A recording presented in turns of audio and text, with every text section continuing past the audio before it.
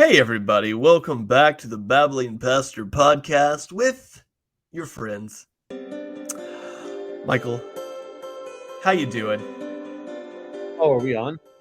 Yeah. Turn your music off, Rob. No, that was me, guys. All right, so welcome back to the Babbling Pastor podcast. We are now in to chapter 5 of James, this long journey. Also, if you've been enjoying this, make sure you leave a like. What did they say online? Smash that like button. Yeah, that's the popular thing to say. Yeah. Yeah. Or how about just hug it? How can we be gentler? Can we be gentler with the like button? Can we give it flowers? Can we take it like on a date? Do we have to punch it? I like that. Yeah. So anyway, just so you guys know, in case you're coming to the end of this this lesson with us, next month we will be getting into more. How did you describe it, Rob? Ear tickling. Yeah. So no, Michael mentioned to me. Yeah. If you're watching or listening to this, Michael mentioned to me that he wants to do a little bit more like topical stuff, like we used to do, coming up. Which we're both cool with. Yeah. And to be honest, I feel like doing it how we've been doing it is really just out of like we're busy and a little lazy, and it's like it will be easier to plan if we just start going through a book of the Bible and not like every month we're like, okay, what are we going to talk about, bro? I don't know what's going on. This is true. This is true. But yeah, anyway, so I made the comment after we finished recording the last episode that we should have ended with. So next month, we're actually going to get more into topical so that we could tickle your ears, because that's what you really want to hear. Yep. That's what we're doing. So send in your topics and we'll go. I mean, I'm pretty much just going to take the pro everything approach. That feels like the right thing to do now. Just sweet. Yeah. No, I don't see how that could go wrong at all. Yeah. No, that would go wrong. That starts wrong. Yeah. Not to get on the ear tickling topics already, but if you're pro everything, that's a problem. So today we're going to start in James chapter 5. We'll read it and then we'll get right to it, guys. If you're rich, you might not like this episode. So here we go. Chapter 5, verse 1. Come now, you rich, weep and howl for the miseries that are coming upon you. Your riches have rotted, and your garments are moth-eaten. Your gold and silver have corroded, and their corrosion will be evidence against you, and you will eat your flesh like fire.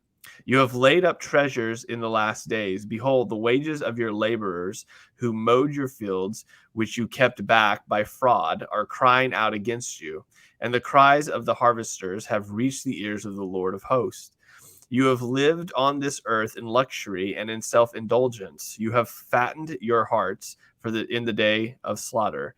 You have condemned and murdered the righteous person. He does not resist you. Whew. Okay. There's a lot there. I think to start with, I think we do within context need to understand. I believe it was it's been a while since we recorded those episodes, like chapter 1 or 2, where James is making distinctions about preference, about, preferring the rich over the poor, how you deal with people that have different amounts of money. And we talked during those episodes that clearly within the church James is talking to, or the churches that James is talking to, there is this issue of wealth. And no surprise to anyone, that hasn't gone away. Like every society has these discrepancies. Yeah. These here seem to be, and I'll be honest with you, right? So as we get into this, one of the things that when I was looking at this, sort of trying to break down sort of how we were going to go through these verses, and I got to this one, I thought, man, like, I think oftentimes, especially Western Christians, I don't think really consider these verses like at the level that we should, right? So yesterday, for example, I was telling my daughter I had to go pick up something from somebody, and I was driving through the country, and like it was house after house after house that was, I mean, immaculate. These houses are like nice. Apparently rich people build their houses out in the middle of nowhere because the land's cheap. But like, it was just like every house you drive by. And then I got home, and because she was asking about it, she's like, well, what are we considered? Are we rich, we poor, we middle class? And we were talking about that. And I was like, I came to the realization that I already knew, but was reminded of, like, I'm not bad off. Like, I don't live in a house that has a fountain in the middle of it, but I'm well off. And it's these verses, I think, should really hit us a little harder than they often do in regards to how we, especially in regards to last episode, right? He's like, hey, you're going to go off and you're going to make this money, but you don't even know what you're doing tomorrow.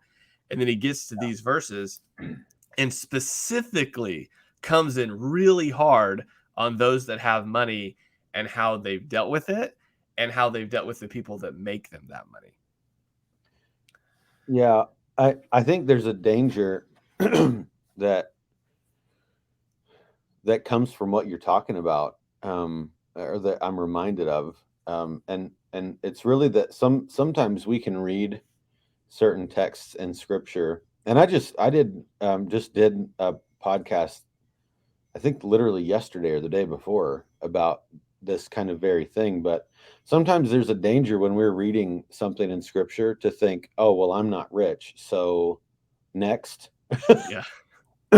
Right. But I think you got to go back to Timothy, right? All Scripture is God breathed, all of it's profitable for teaching, for reproof, for correcting, for training in righteousness, and all of it, every bit of it applies to you somehow. There's application for your life, so long as you've not read your life into it and that sort of stuff. But if everywhere that Scripture is read in context and interpreted correctly, there is solid application for you. So being rich is a relative term. It depends on who you're talking to. If you see the person with the fountain in the yard and the cement pond, right? If you see that person as, if that's the measuring stick as to who is rich, well, then I'm pretty broke myself, right? But if you look at literally every other human in every other nation, but America, and the regular typical standard of living of people, and especially as you get into countries who aren't major players in the world, you and I are the most, I'll use 2022 language, the most oppressed person in America is by far, according to standard of living, by far wealthier than the average Joe in many countries. So that rich thing is relative. So don't think about, oh, rich and what's my definition of that, and not hear the point he's making, which is, I think, a danger no matter what Scripture that you're reading. Anywhere, but well, yeah, to assume that it's not you and it's somebody else. But yeah, so he tells them, verse 1, come now, you rich, weep and howl for the miseries that are coming upon you. So red flag, there's a warning there. You should be concerned. Well, why? Well, he says, verse 2, your riches have rotted and your garments are moth eaten. Your gold and silver have corroded, and that corrosion will be evidence against you and will eat your flesh like fire, for you have laid up treasure in the last days. James has got away with words. Dude's a wordsmith for sure. In regards to this idea of, like, hey, all of the things that you, and again, this plays really well on the last verses. James has his flow of thought has been very, very well done through this letter. I'm complimenting James. Good job, James. But the idea is that, his point has been predominant through this letter in regards to focus, because these whole things here in verse 2, like, you have stored up things for you that you think are everlasting, right? So your all the riches you have, the garments you have, the gold, the silver, all the things that speak of and are evidences of your wealth, those things are corroded. They're gone. They're the very things that are going to destroy you. And you've laid up a treasure in the last days, which is indicating like you've laid up this treasure. What good is it? What good is all of this that you've put your hope in? Well, it's no good at all.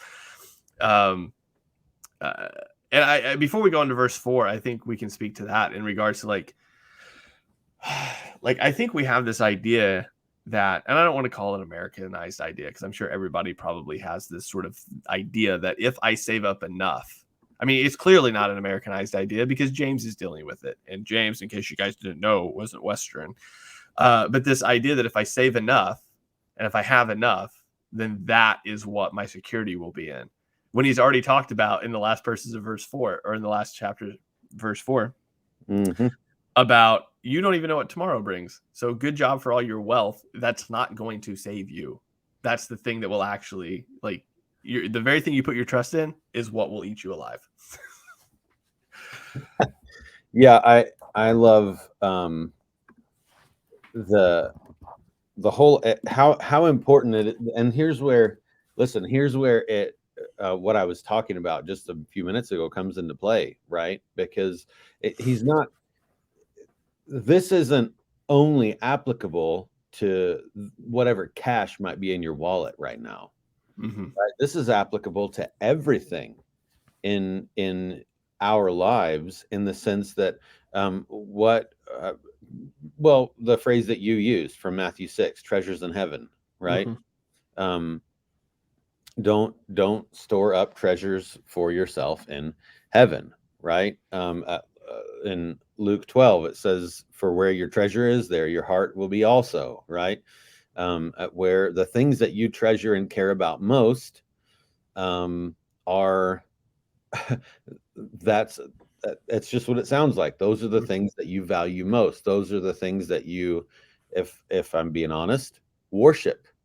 Those are the things that you assume are going to be the answer to the greatest problems that you're going to face in your life. It's what I put my faith in.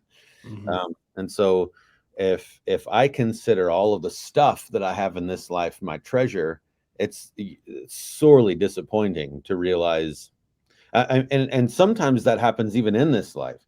I know I'm going to appease all of the evangelical folks right now, but Dave Ramsey, right, when he his whole story, right, now he's a extremely wealthy guy, quadrillionaire.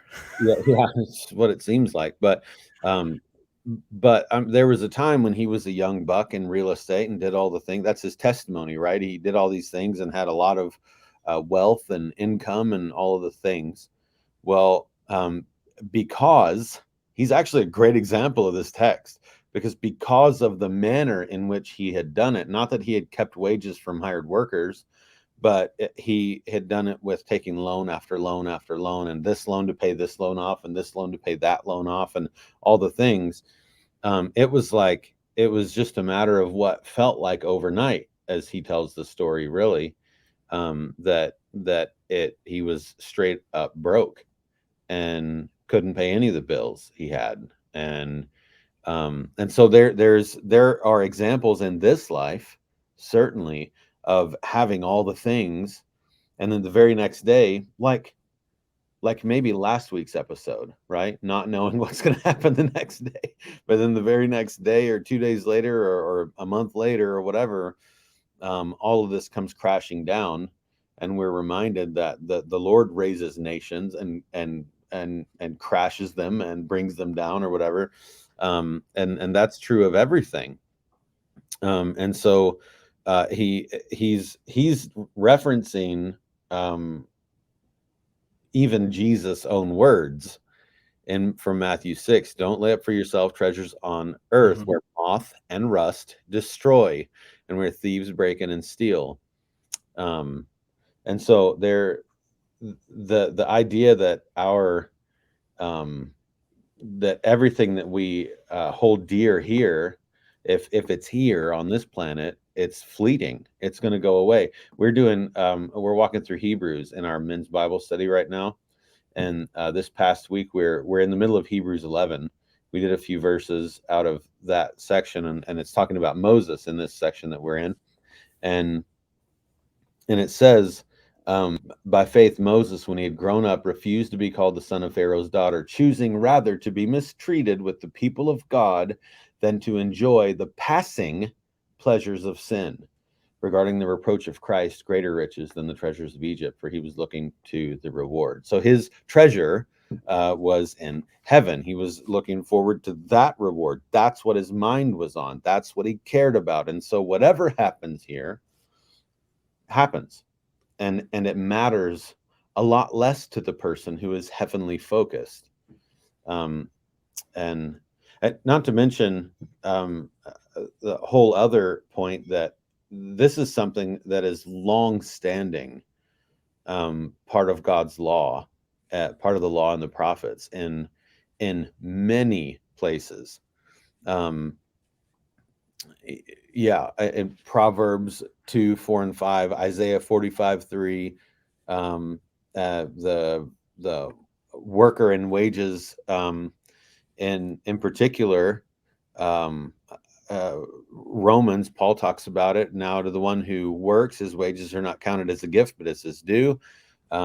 Jeremiah prophesied, woe to him who builds his house by unrighteousness and in upper rooms by injustice, who makes his neighbor serve him for nothing. And Leviticus, the actual law, 19:13, you shall not oppress your neighbor or rob him. The wages of a hired servant shall not remain with you all night until the morning. And it goes on and on and on and on. That list is massive. And to be clear, and maybe to end this little statement here with a bit of sarcastic truth, Romans 6:23, the verse that all of us know, right? The wages of sin is death. God pays workers what they're owed. As a great example. No, that's a tie-in I've never heard before, but is accurate. For sure. Leave it to Rob, bringing in the tie-in at the end there. But no, so, and I think that's two things that you said there that I want to piggyback on. One, I don't think, and again, it's probably because of, again, preparation on my part for sure, but there is a lot of connections that maybe we haven't touched on too much as we've worked through James. That James is directly either pulling from Jesus or the Old Testament, bringing them in. So a lot of what James is saying is not, nothing James is saying is new. He's just contextualizing it for his audience to remind them of what God's law is and how they should operate. And one of the things, like you said, the second thing I want to piggyback on is that James does lay out for the believer, especially the believer that is over people, that is a manager of individuals, that there is this standard in which managers operate and treat those that are under their care.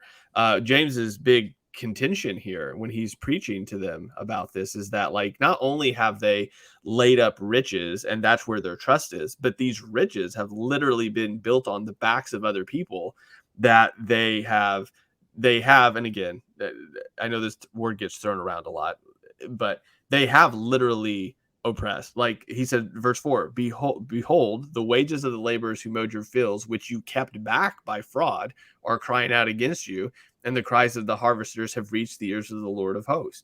Like this idea, like they have not managed well.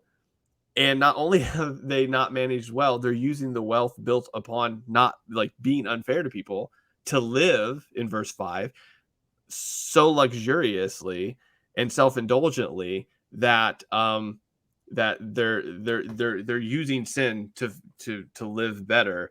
But then he does say, you have fattened your hearts for the day of slaughter. Like, all right, well, you've prepared yourself for the very, like, it's a good time to what you said. Like, you are going to get what you deserve. There is a day of reckoning coming, and you fully prepared yourself for it because you fattened yourself up on the riches of those that you owe, and you've treated them wrongly, and you don't even feel bad about it. In fact, you're living high on the hog from the things that you've done to other people, and you don't care. which I think does show. And this is where I get super. I don't know if conflicted is the right word, but where I do have to give progressives at least a little bit of a, oh well, you got that part right, even though you got the most important part wrong. You did at least get this part right. That there is something to be said about holding people to account that do disregard others for their own gain. And James is, again, like you said, he's pulling heavily from the Old Testament prophets and the law on this regard of saying, like, you are going to get what you deserve. So maybe you live luxuriously here. Maybe you had a lot of hope in your riches here, but all you've done is prepare yourself for what you're about to get. Yeah. I mean, it immediately draws me to what Jesus said too, in that if your life here is the important thing, right? You're going to lose it. Mm-hmm.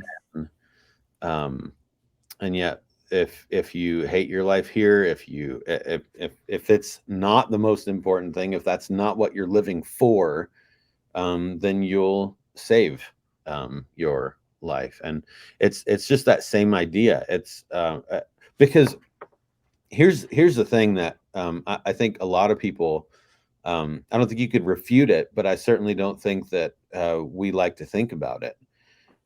If I am chiefly concerned with how I live here, with my whether it's you've lived luxuriously on the earth and lived in self-indulgence and fattened your hearts in a day of, if this is how I'm living, then frankly, whether it's something the world recognizes as horrific or not, I'm willing to do anything at the expense of not everything else becomes expendable. Mm-hmm. Every other rule becomes something that can be bent or found a loophole in, rather than thinking about the principle, right? You're defrauding someone. Mm-hmm. Now, many times I think that solid example, right? The railroad used to get into some trouble, or at the very least bad press, because there were some railroad companies who, and others who would, guys put in whatever, 20 years, 25 years, 30 years, and like 6 months before their retirement, you would get like laid off or whatever they had to do to end up not paying you what they owed you for retirement, mm-hmm. for the remainder, right? Pension, all that stuff. That they didn't do anything illegal by our laws. Mm-hmm. So they were following the rules. But that was incredibly dishonest, disingenuous, defrauding. It was not paying the worker what it was, going back on your word. It was so many things are wrong mm-hmm. with that action. And so when you think about biblical law, don't be a Pharisee about it. I think is an important thing, right? Don't be a Pharisee who looks at the very letter of the law and then attempts over and over and over again as almost a way of life to figure out what are the loopholes, right? Yeah. How do I still live however I want? How do I still maintain being the God of my own life while keeping these rules, mm-hmm. right? And that's I think what goes on here in this text a little bit. He's not necessarily, this letter isn't written to the unbelieving world, mm-hmm.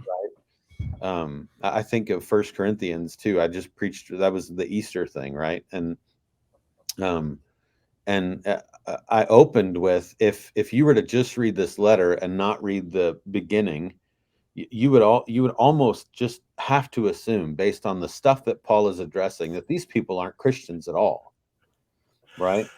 And, mm-hmm. and some of the things that he says right here, this is not the mark of a believer. Yeah. This is the opposite of what you would expect a Christian to be doing. And so maybe there's some comfort in that. I don't know for Yeah.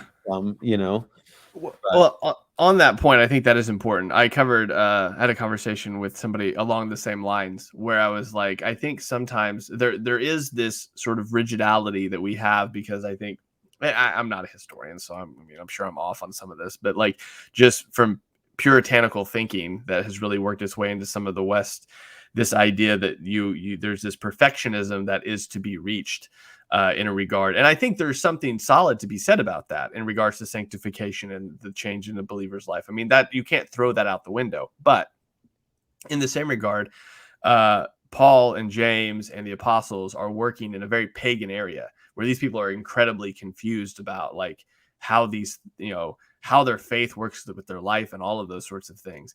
And I think one of the things that we miss a lot, like you said, so you read Corinthians and you're like, what are these? So these believers are cheering on this dude that's sleeping with his mother-in-law. Like, what's wrong with them?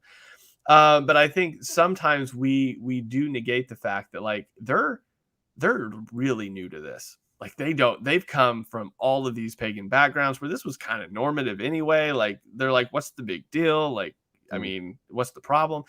And I think there is this reality that as the American culture, the Western culture really does become more pagan, that we are going to have to figure out as believers, like the things that like the apostles were trying, like they were really speaking into a context of saying these are people that have heard the gospel, that have believed that Jesus is the resurrection and the life, but it's not as clean as simple as we often like. So I grew up in a Christian home. So a lot of the things that are taught, by the time I'm my age I am now, I'm like, oh, okay, I get it. Like, I don't go sleeping with my father's mother or my father's wife, right? But but like that's normative. But for a pagan culture that grows up like with this idea of sleeping around or the party culture, like somebody coming into the church doesn't understand the basic thing that a lot of Christian would understand, which is like sex before marriage is wrong. For them, that's a new concept. Like, don't even understand that. They're like, I believe Jesus, like I believe him, like, and they're brand new. And I think some of the things we overlook is what the people James is talking to, the culture they've come from, the fact that it is incredibly normative in a culture in Rome or Greek or even America to rip people off for your own advantage. And he is trying to talk them through this. Like, this is not how Jesus people do things, guys.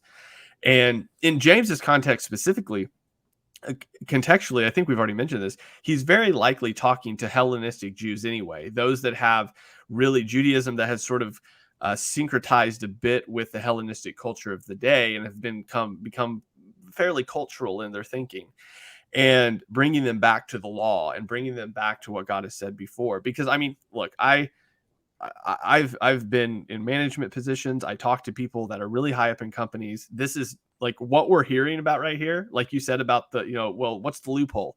That is a normative conversation in almost every business. How can I fire this person within the boundaries of policy, but not have to pay them this, that, or the other?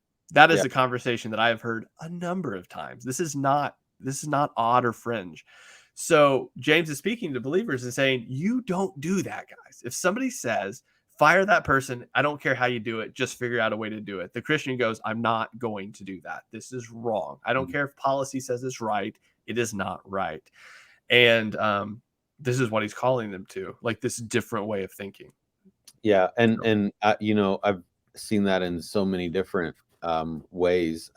And so there are secular companies that I used to work for. I haven't done this my whole life. I've done it actually very short time relative to my life, but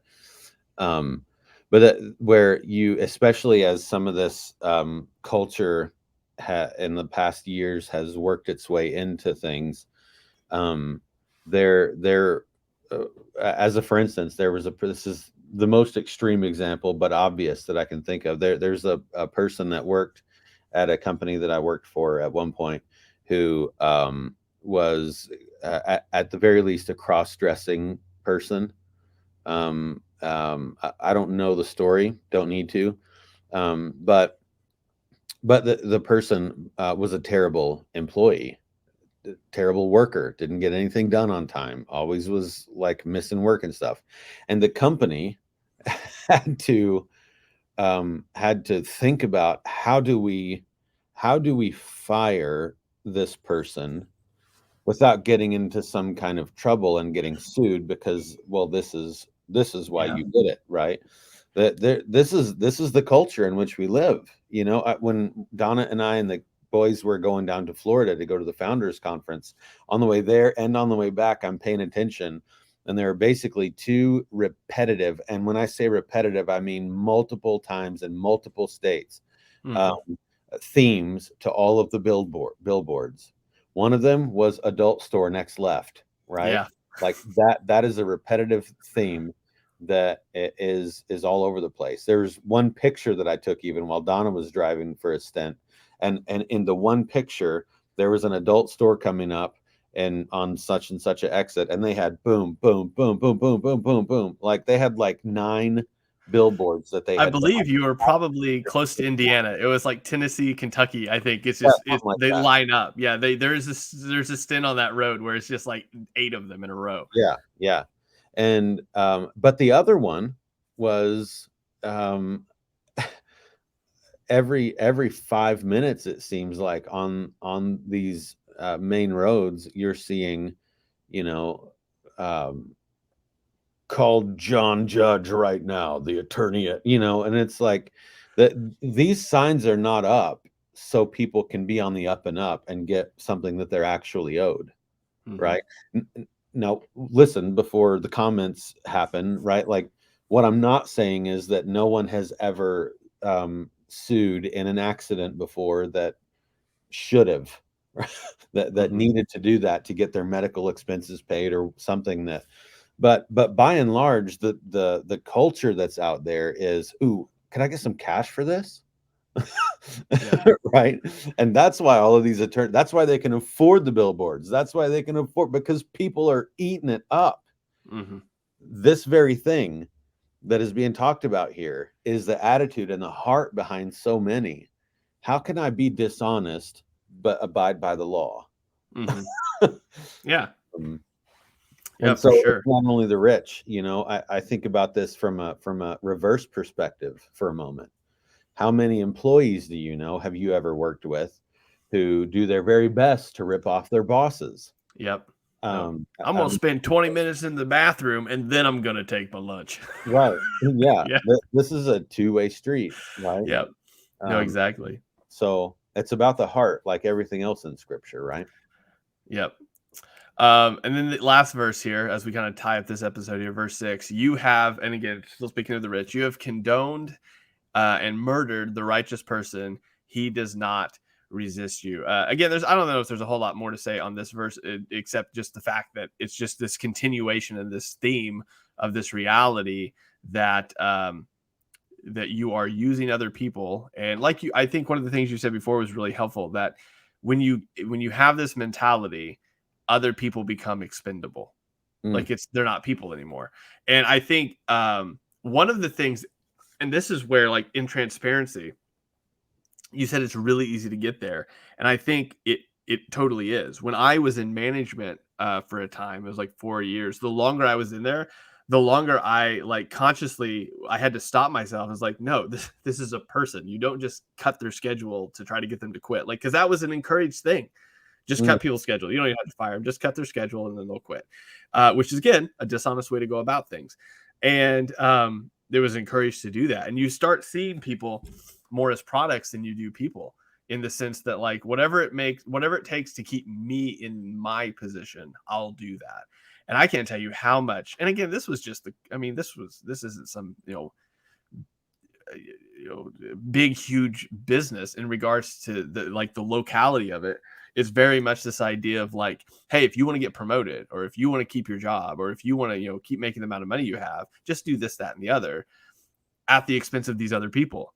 Yeah. And I mean, like I said, I got a bazillion stories of that, but the idea is that I think that I want to pass off to it is that, like, this happens all the time.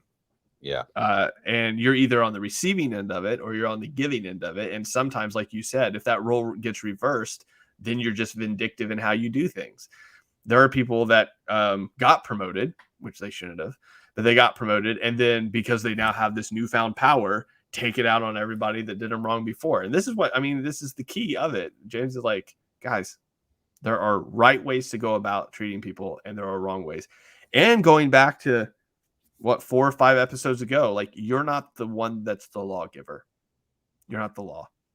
You're the one that's supposed to abide by the law and not put yourself in that place of it. So Colossians 4:1, masters, treat your slaves justly and fairly, knowing that you also have a master in heaven. Yeah. That should clear it up. Also, apparently we're condoning slavery now. So, hey guys, we'll talk to you on the next episode. See you later. Oh, bye.